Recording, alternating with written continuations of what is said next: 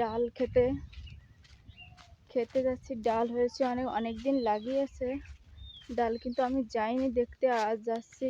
মা আমাকে অনেক বললো যাওয়ার কথা ডাল তুলতে, তা আমি যাচ্ছি ডাল তুলতে, ডাল খেতে। আসলে ডাল ঝরে যাচ্ছে, অনেক পেকে গেছে ডাল, তোলার লোক নেই। পেকে গেছে ডাল কিন্তু তোলার লোক নেই, সেজন্য আজ আমি যাচ্ছি ডাল তুলতে। দাদা দাঁড়িয়ে আছে, দাদা আর আমার মা ডাল তুলছে। দেখুন আমাদের ডাল ক্ষেত, বর্ষার কারণে আবার ওই যে বেশি হয়নি। ওই যে আমার মা ডাল তুলছে, দাদা ওখানে দাঁড়িয়ে রয়েছে আসছে।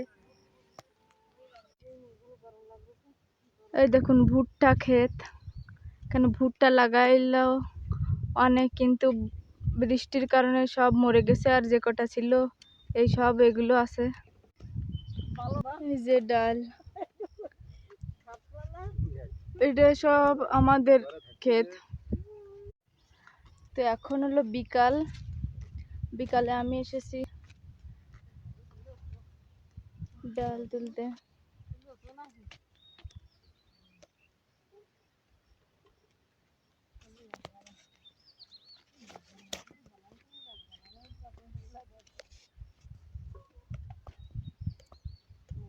তো এখন ডাল তুলবো।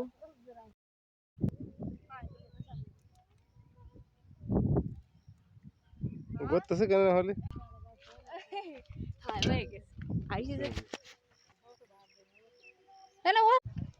তো গাছ আজকে অনেক ডাল তুলেছি, আজকের মতো এখানেই শেষ। বাবা ইয়ে তো পুরোই না, তুলতে গেলে দেখ পুরোই না ডাল। ডাল বিশাল একটা, মানে বিশাল খাটির একটা কাজ, বসে বসে বিশাল একটা কঠিন একটা কাজ। তুলতে গেলে মাজা তো ব্যথা হয়, তারপরে দেরিও হয়। এরকম সন্ধ্যা হয়ে গেছে, সেজন্য আর বাড়ি যাব এখন।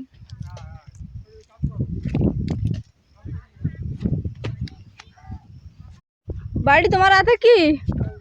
হ্যাঁ তরমুজ তোমার ভালো লাগে খেতে?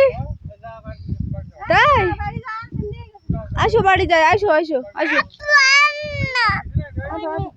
আসো।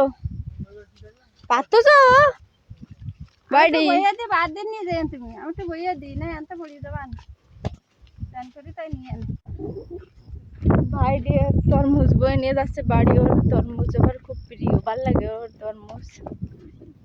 তরমুজ এবছর বেশি হয়নি, তরমুজ যা আছে ওই রকম, বেশি বড় হয়নি তরমুজ এবার। সন্ধ্যা হয়ে যাচ্ছে, বাড়ি যাবো। বাইডু এদিকে তাকাও একটু, ওই তাকাবি?